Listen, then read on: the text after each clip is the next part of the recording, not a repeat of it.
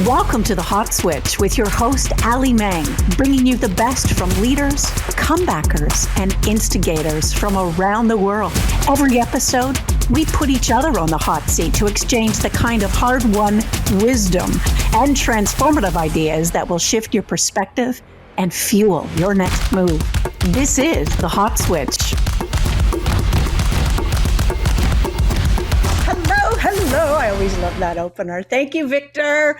Victor, our beautiful producer. Hello. I am so thrilled to be here and to exchange all kinds of fun with our guests this week. But before we do that, you know, you've come to know my candle tradition. And this, of course, is to light all of us up for the next 35, 40 minutes. Thank you for spending time with us. I know we have so many choices in the world, so for you to do that is a great honor of mine. I always light this candle to represent that wonderful things are taking place right now. That I know for sure. And if someone out there, if you guys need to hear that, please know that this candle will be on for our entire episode. Now, let's talk a little bit about Renee Deighton, my great guest. Hello and welcome to the shopping channel. My name is Renee Torrington, and no, I did not cut my hair. When you have long hair, there's nothing worse than holding a dryer and getting the arm cramp. You know that feeling? And, it's time to bring out the sun and get into those fashions that you want to wear for the summer season. One of the hottest things out there right now is the tablet. We want to stay connected wherever we go. And we've got some very innovative items to help you out. I mean, I thought you were going to sing to me, but, I guess we'll have to save that for next time. And it actually feels softer, and I think it's shinier since I've done all over color than before. I'm Is totally that? I know. I so need to go out. No, So look at you.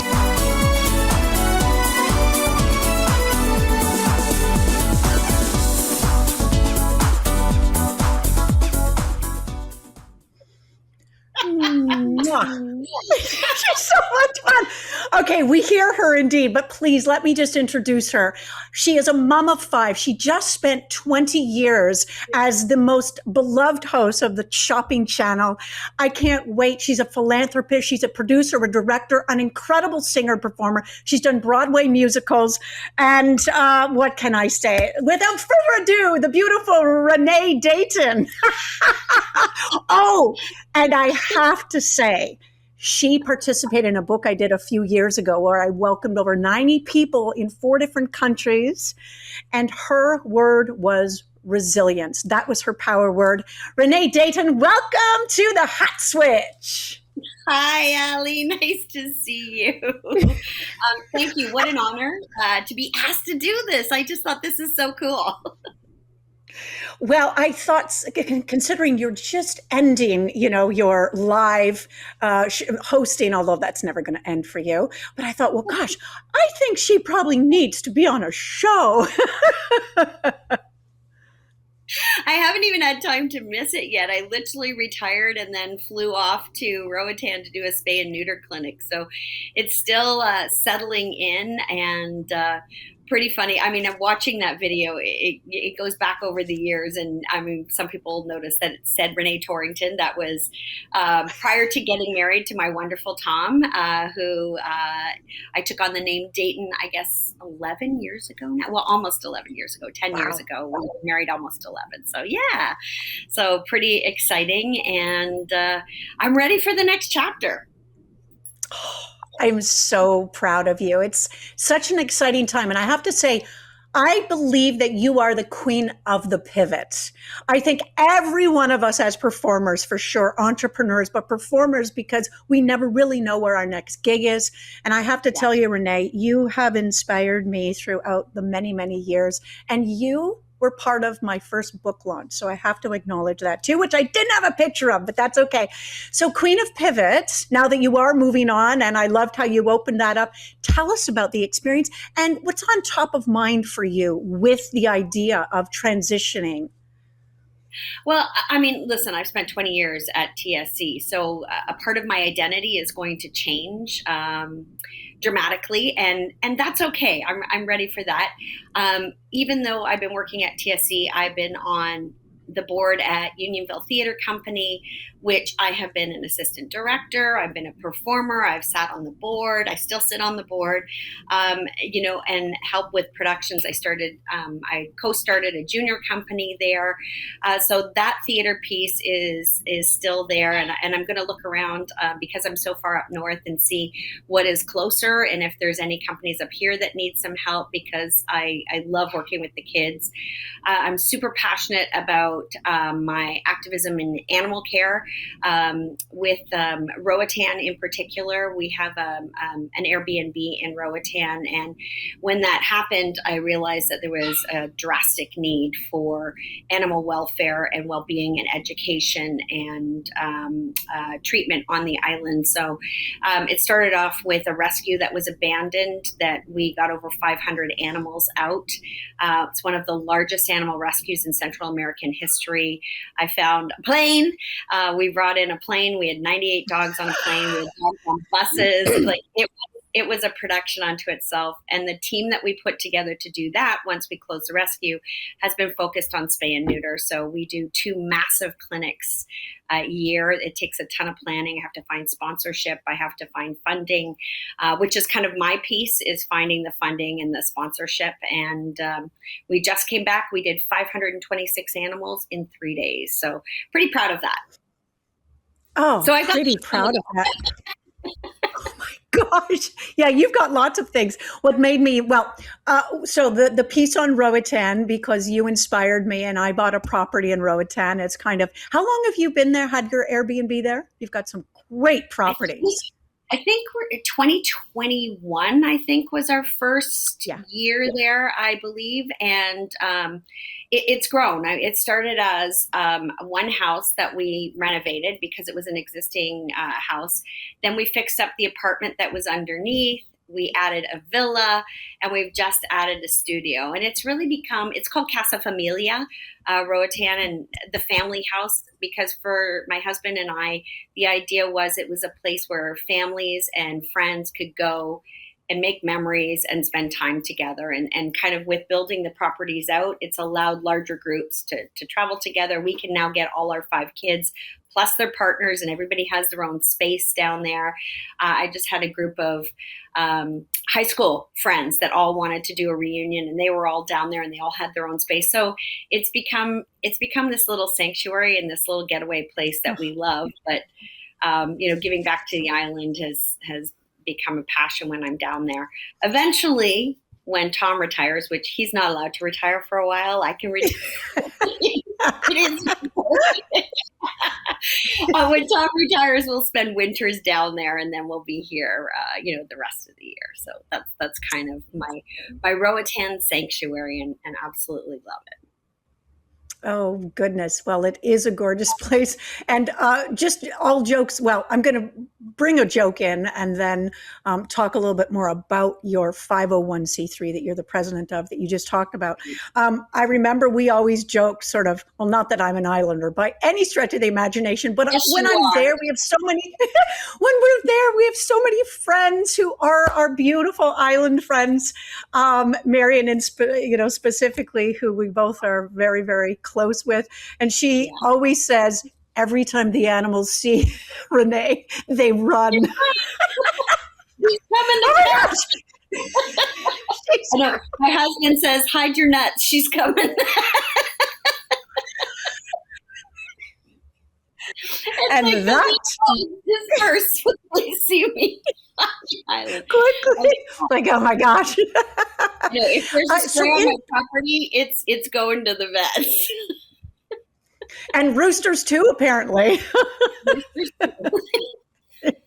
Anyway, those are little inside jokes, but okay. So the one thing that we need to bring up as we kind of move into our first segment is what is the funniest example of you and I when we were on air? Because every time we did a show together, I was there for 11 years representing Home Suite, which was just a joy and a half.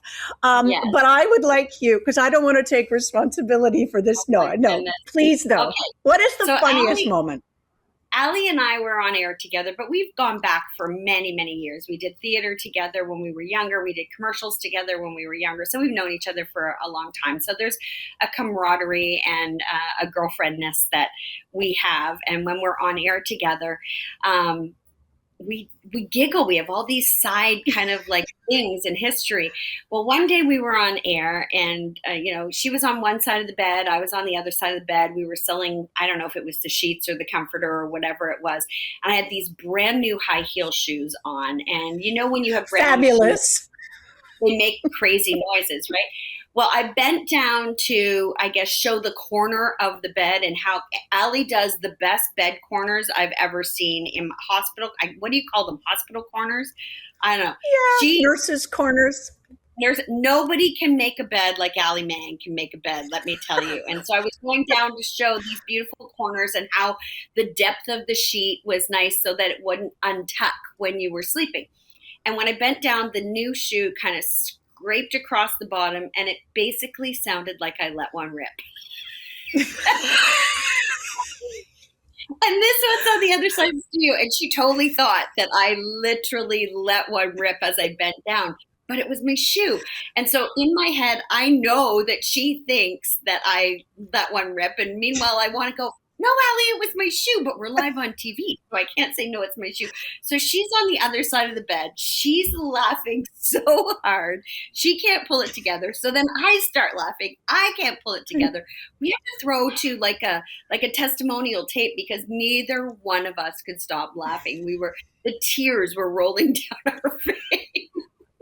Well, and the other element to that was I decided to wear what I thought was a fabulous outfit. So it was a brown, a brown pencil skirt, which I have to say was really cute on me. I had brown boots, up to the knees.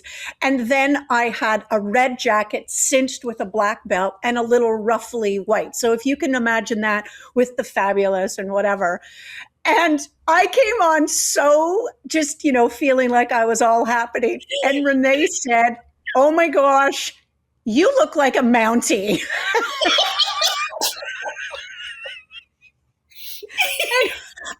I looked down, I said, my gosh, you're right. I do. Now, no offense to Mounties, but it was, anyway. But you did look like a Mountie. I did. Anyway, listen, we're being crazy. I love you. We need to take a short break, and we will be back with the gorgeous Renee Deighton. We'll be right back. Silent night, holy night, Son of God, love's pure light, radiant beams from thy holy face.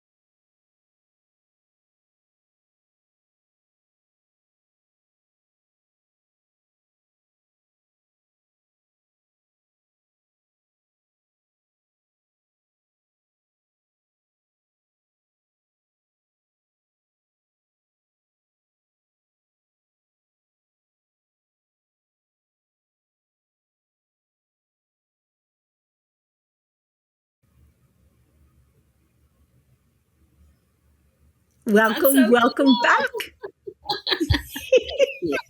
We are here with the gorgeous Renee Deighton. We're having a ton of fun here. Hello, gorgeous. Hi.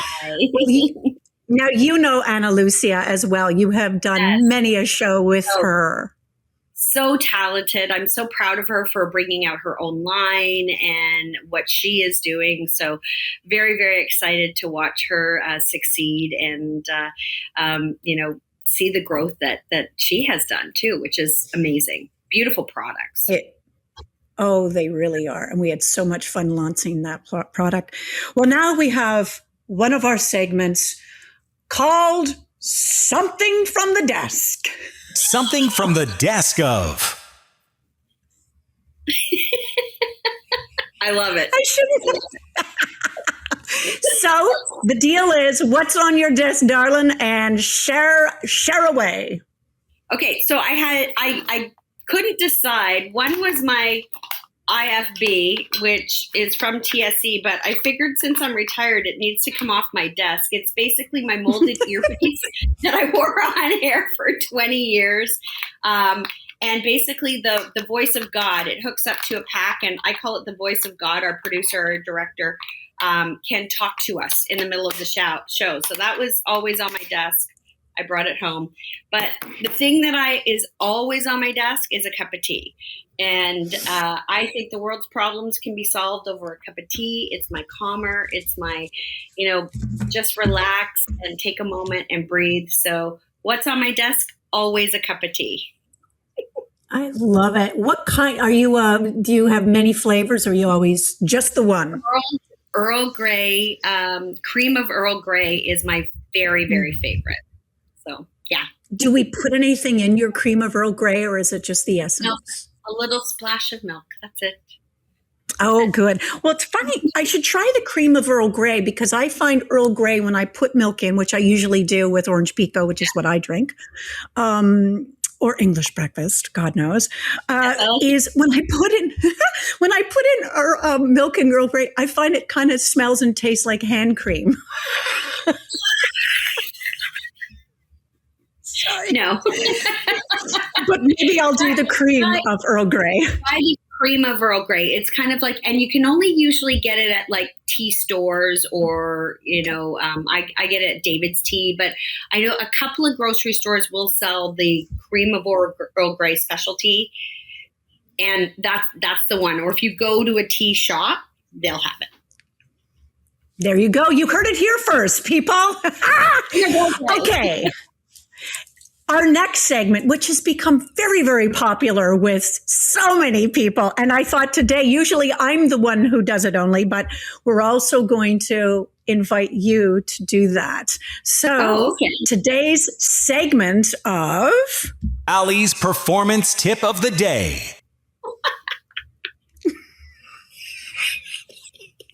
I just love it. It's those performance tips. Well, today, is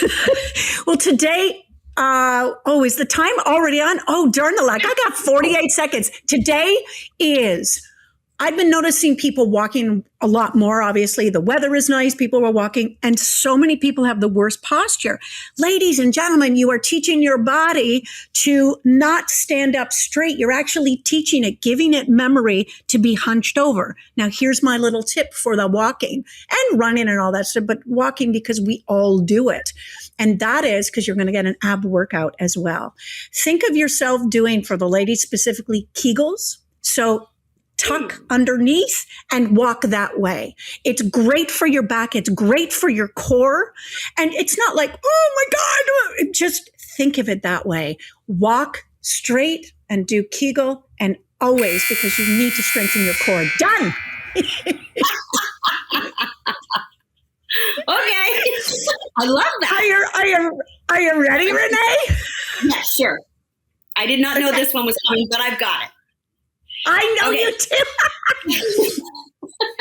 Get your ready time. Yeah, I hope so. Okay. All right. Well, my performance tip of the day is to smile. And the reason I say that is that there is so much stress in the world right now. There's so much going on. When you're out and about, when you see somebody, it's okay to smile and say hello. You never know what your smile or acknowledgement is going to do for somebody, because somebody might be having a really, really bad day, and just greeting someone with a warm smile or a hello may change their whole attitude, may change the way that they feel. Sometimes they just need to be acknowledged with something happy and a smile. So wherever you are, whatever you're doing, bring out those smiles. I think we need them really bad right now. And so it's okay if it's a stranger. It's okay if it feels weird, but you'll be amazed at how many people will actually smile back, and it can change their day. I love it. I love it. Thank you. That is the perfect tip in the segment of Alli's tips. Alli and Renee's tips now. Never mind. So I'd like to take it in a different direction if you're good, Renee, because we do have a ton of fun. I know you. And the smile is so great. But I know that you and I both, as we all, I mean, when you get to be our age, you kind of live a big life, and we both have and continue to live expansive lives. And I know that one of the things, I realized a while, and I do talk about this on the show every once in a while, and it's that really for the last 30 years of my life, I have been on some level of grief because I lost my mom in 1999. And then my sister to suicide, and then my dad a few years ago. And I know that has been a huge river, and having to deal with that and manage that. And I know that when we were working on my book, Finding the Light, and that you were a part of, I know that whole part, that is when you lost your papa as well. So I'd love for you to share whatever you choose to, but specifically, what did you learn while he was going through his next transition? I learned a lot. I mean, my dad had stage 4 cancer. We were in the middle of the pandemic. My dad was also my mom's full-time caregiver. My mom had a stroke years before. She was paralyzed on her left side. She was at home with my dad, and COVID hits. And we know my dad is stage 4. He's still caring for my mom. My brothers, I have 2 brothers, and Todd and Kaylin. And, we kept saying to my dad, we need to get mom into a long-term care. We need to do this. Well, then COVID hits, and what do you do? So we've got a father with stage 4 cancer. We have a mother who can't care for herself at all. So the 3 of us actually moved in with my parents, and we took turns. And then the kids were off school, so 2 of the granddaughters actually took turns helping us care, because my mom was 24/7. I mean, she was up all night long. My dad needed more and more care, and you're at a place, and it's like, I knew what the inevitable was, and it's like, how do you prepare for that? What are the things that you can do? What are the conversations that you need to have? And I was really lucky. I had a girlfriend who worked for Evergreen Hospice, which is in York Region, and she gave me some amazing tips on how to have dialogue and conversation with my dad, to find out what his wishes were, to find out what his wishes for my mom was, to get banking transferred into my name so that I could care for my mom, because my mom was going to need long-term care, and she was going to need, me to be medically responsible for her, financially responsible for her. So Evergreen really helped me in the planning part, which I know we don't always get. And one of the things that I learned is have those conversations. But because I was able to have those conversations, and for me, it was playing cards with my dad. So I had tough conversations over games of cards so that it lightened the mood. And my brothers were there too. And we would just casually talk as we were playing cards. And then the side jokes, my father was British, so the side jokes were always happening. But it made it so much easier to have those tough conversations. It made it easier to plan. So before my dad passed, my name was on all of his bank accounts, which meant nothing was held up. I could easily transition to care for my mom, sell their house, and put the fund aside to take care of my mom, which is what I'm still doing. Also ask what he wanted, what kind of a service he wanted, what songs he wanted. Like, those are all really awful things to talk about. But, again, they helped me, Evergreen helped me with how to have those dialogues. So don't be afraid of those dialogues. Don't be afraid of those conversations. They are really important. If you have the opportunity to have them, it makes what happens after so much easier, because I already knew what my dad wanted. It wasn't something that I had to guess. I knew what his wishes were. So that really helped me. Him getting very sick in COVID was very, very tough. Because of the situation, we ended up getting him and my mom into long-term care, and we were allowed in with him. And the reason we went that route is if we had have gone to the hospital, we wouldn't have been allowed in. Everything was isolated. Everything was in lockdown. And so we didn't want my dad to pass on his own. So we got him into a long-term care place. And basically my brothers and I were isolated in a long-term care room with my dad, but we were able to be there with him when he passed. And it was horrible. It was awful. But I'm glad we were there. And then in turn, even the funeral was very tough, because how do you do a funeral in the middle of COVID? And I actually think it turned out in a more beautiful way, because we ended up going to a farm, and there were horses running around in paddocks, and families came and sat in their own little family groups with lawn chairs at this farm. And we had it outside. We brought a big TV, and everything was outside. It was so beautiful. We had people who, Facebooked in and watched. But it was a very different, and I've never been to an outside funeral, but we got creative and we were able to do that. And I actually, in hindsight, I'm like, that was one of the most beautiful funerals I've ever been to. It was outside, and horses were running around, and the birds were chirping, and my father would have loved that. So, out of lemons, we made lemonade, and it was tough. My dad was my rock. My dad always saw the positive side of life, and it's something that he taught me. And my father would give you the shirt off of his back. He had a wit about him and a real mischief in his eye and a twinkle and a great sense of humor. And he was adored by everybody. There's not a person who ever met my dad who didn't love him. Wow. Thank you so much for sharing that, Renee. The apple does not fall far from the tree, by the way. That spunk, that sparkle, that's all you.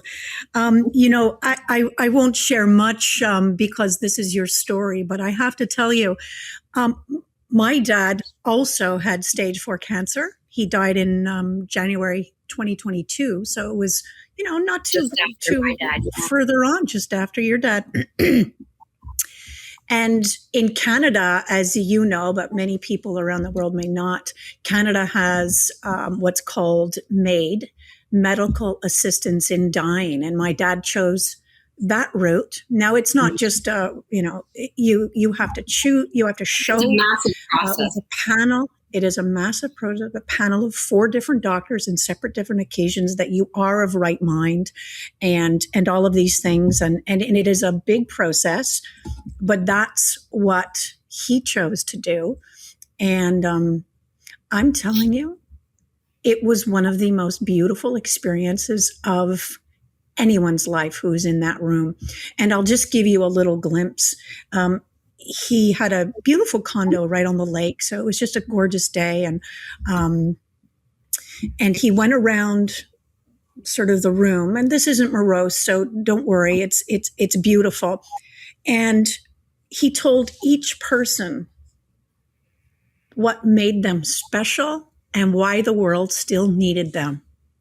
Oh, wow. And my dad was such an eloquent speaker, extemporaneous speaker, and, a leader of greatness. I mean, obviously I loved him to death, and I was so proud of both my parents.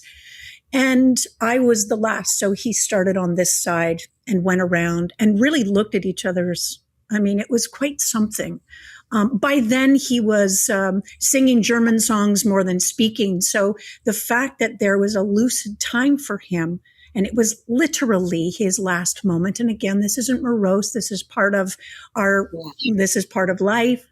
And he came to me and he told me specifically why I was on this planet and why I needed to stay and do, it was he didn't whisper it. It was, everybody was there, but he gave that to everybody. And I just think, wow, can you imagine if we all get the chance to, we don't necessarily control how we come into this world, but we do have some. He had the choice, God love him, that he was able to dictate what he did moving out. And it was a glorious experience.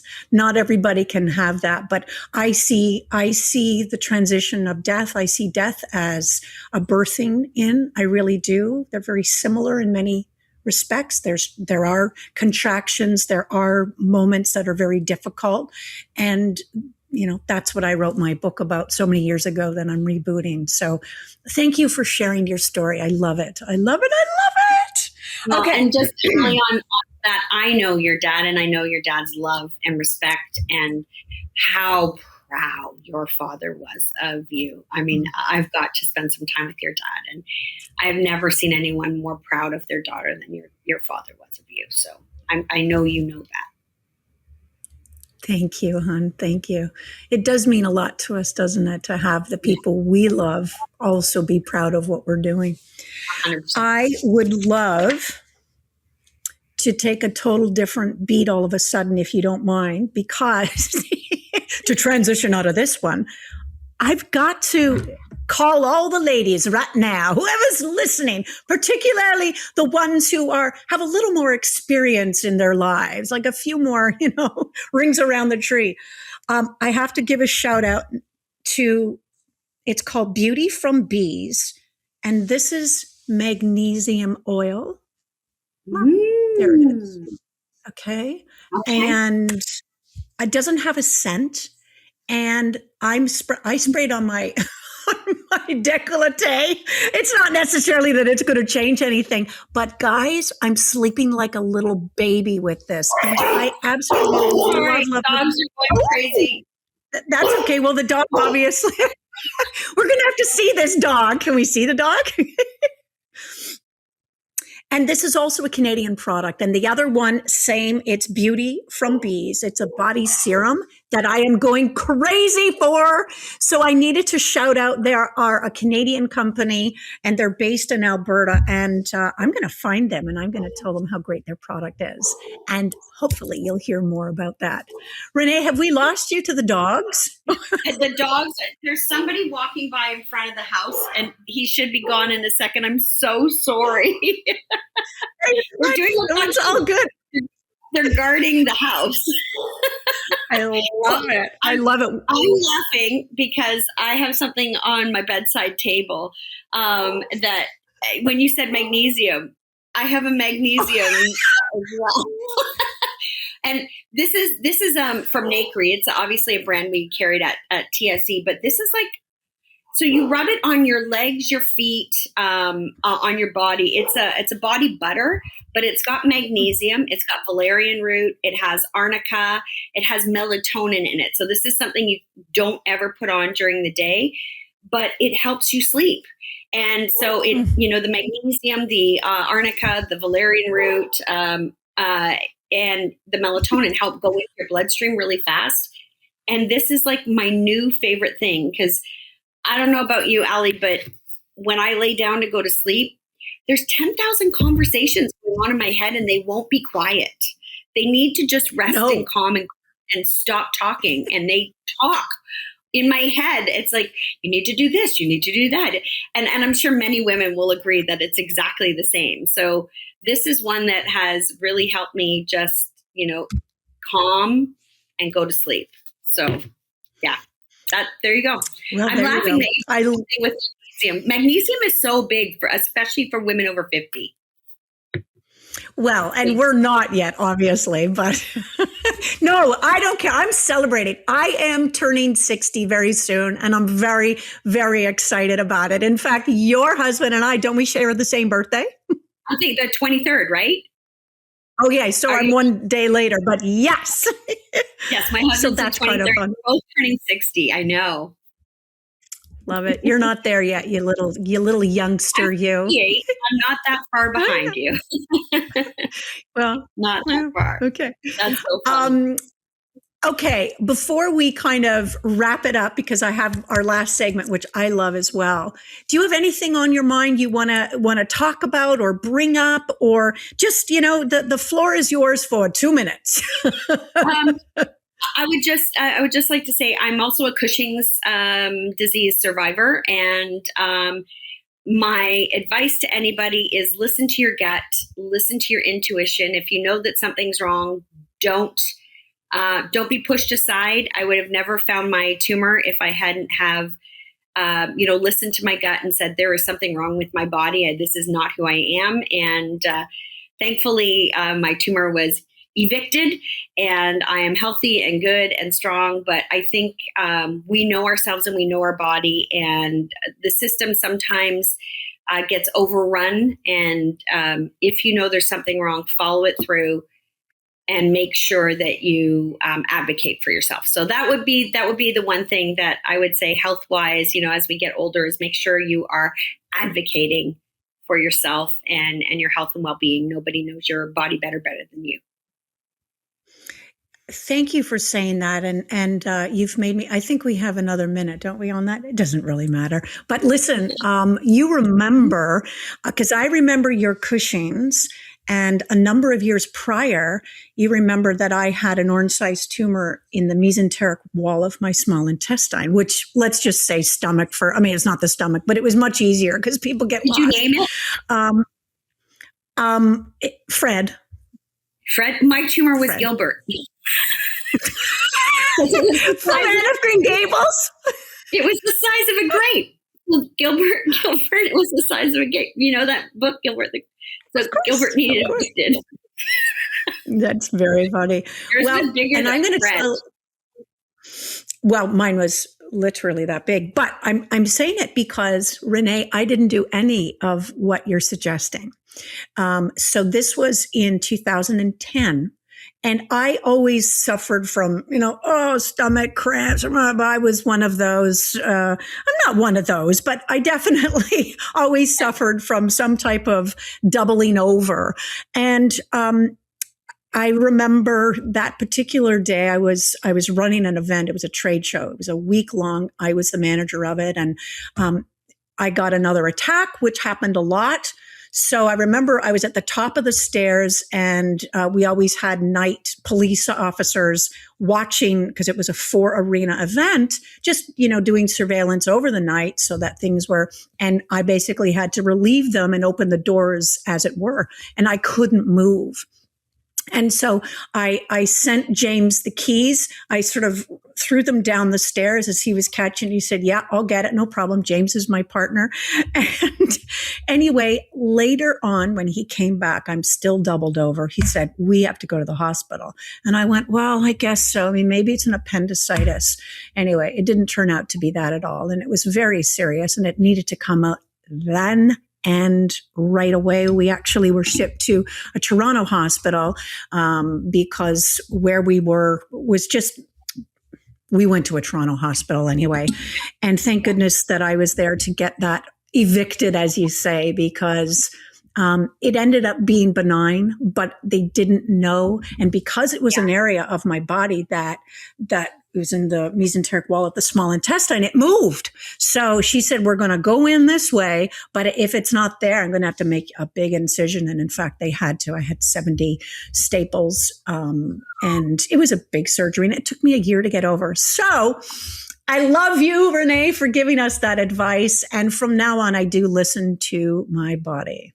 So thank you. Okay. Ready? You know it best. Yes. Okay. Gosh, yeah. We're coming to the end of this beautiful show. Have you had fun? Yes. Thank you.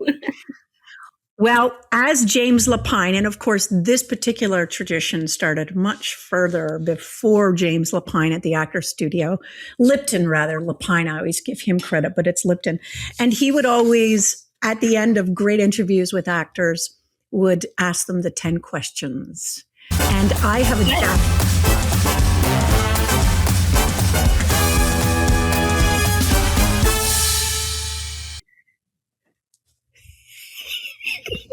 dum, dum, dum. My jazz hands came out. I love it. I absolutely love it. So here are my adapted 10 questions, and usually they suit the person that I get to be with. Number 1, the 3 things you would tell a new mom. Oh, okay. You don't have to be perfect, and you won't be perfect. So don't beat yourself up when you make mistakes. You're doing the best that you can. You need to give yourself some grace. Also, it goes really, really fast. So treasure every single moment that you are in it, because it really does go by in a blink of an eye. My oldest is 29 now. So it's like, where did the time go? And the other thing that I will say to a new mom is pace yourself. The house doesn't have to be perfect. If the dishes don't get done, if all of the things, it doesn't matter. Spend time with your baby. Take care of your body, heal, relax, and just pace yourself. You don't have to be perfect. So those are my 3 things. Number 2, the place in the world where you feel most yourself. Probably Roatan. I love the ocean. I love the water. When Tom and I are there, there's just a peace that I have. And when you hear the waves washing against the shore, and you're laying in a hammock, it's a little, and the macaws fly over.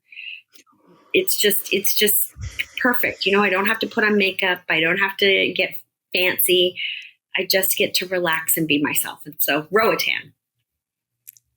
Number 3, the outfit you would wear to meet your younger self. Oh, good grief. The outfit I would wear to meet, probably I'd want to be cool. So jeans and a great top, because my younger self would think it was cool. Oh, blue, Renee Blue. This is Renee Blue, by the way. It's my signature. I remember when I used to sell bedding, as you well know. Yeah. There was a blue color, and it was different than London, and it was different than Dawn. And I said, well, we've got to come up with something other than just, ultramarine blue. And I went, Yale blue. Yale blue. Yale blue. What is that? Well, it's preppy. It's fabulous. It's, it elevates the rooms. Okay. Absolutely. The Renee Blue. I love it. The one piece of advice you ignored that turned out to be correct. Ooh, okay. When I was younger, I really had trouble. I wanted everybody to like me, and it destroyed me if I felt like somebody didn't like me. And I was given the advice that not everybody's going to like you all of the time, and you need to just be okay with that. And I think that it's taken me into my 50s to kind of realize that I'm not going to be everybody's cup of tea, and that's okay. So, the one thing you faithfully do to know you are ready before you perform and or go on camera. Breathe. Absolutely breathe. I center myself, take a deep breath, and I breathe. And it just gives me a moment to pause and focus and get my head in the game. The one makeup rule you will never break. I do not like concealer anymore. Or the new trick is you put on lip balm before putting on concealer, because lip balm stops the crepies. As we age, this part of our eye gets very tissue paper thin, and I find concealer just makes it all bunch up, no matter how they tell me that it's, it's creamy and it's gonna, no. So I'm not a fan of heavy, cakey concealer. And the trick that a makeup artist taught me is, if you're gonna put on concealer, use just a plain lip balm underneath your eye, and then it'll go on really smooth and glide, and it doesn't get crepey. There you go. Lip balm.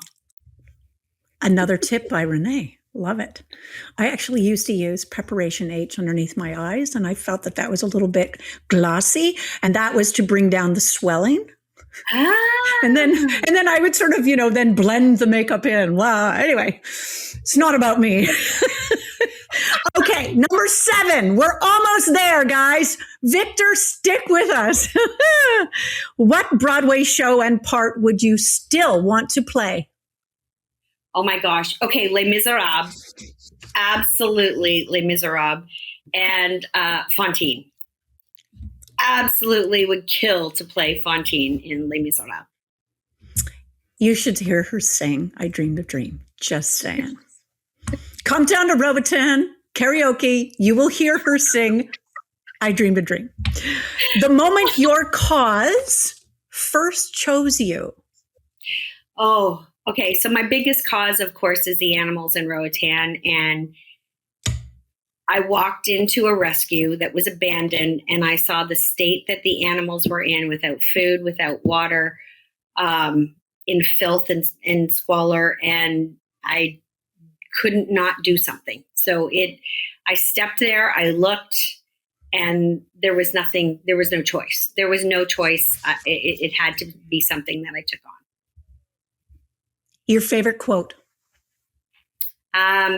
Be yourself, everyone else is taken. And finally, number 10, if there is a stage beyond this one, the first words you would like to hear when you step onto it. Did you bring your jazz hands? Oh, I love you. You're awesome. Thank you. Well, thank you so much, Renee. And you know what? I'm going to close it out with you and just say this candle was on the whole episode. Thank you so much for spending time with us. And Renee, we thank you so much. And Victor, our beautiful producer, thank you so much to everyone who spent some time. I hope we made you giggle. I hope we made you think about some stuff that maybe you haven't. Look for Magnesium.